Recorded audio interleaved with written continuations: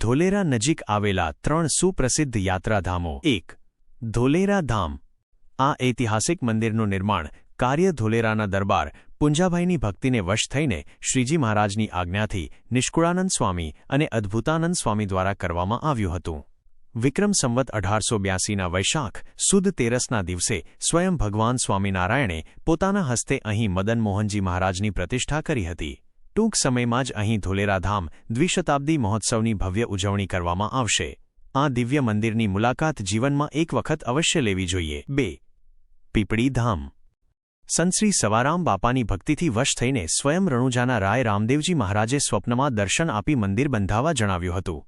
ત્યારબાદ સવારામ બાપાએ અહીં ભવ્ય મંદિરનું નિર્માણ કર્યું અને સદાવ્રતની પરંપરા શરૂ કરી હતી.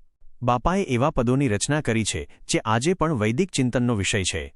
અહીં રામદેવજી મહારાજ સાક્ષાત વાસ કરીને રહ્યા છે અને સાથે જ બાપાની અહીં ચેતન સમાધિ આવેલી છે.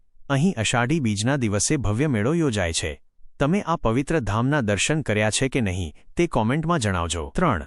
કમિયાળા ધામ.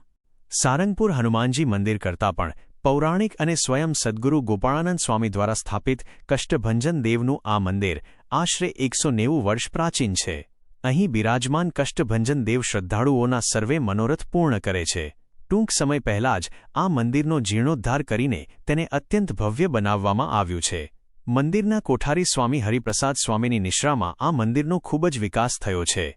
આવી અવનવી વાતો જાણવા માટે જોયું છે ને સબસ્ક્રાઇબ અને ફોલો કરો.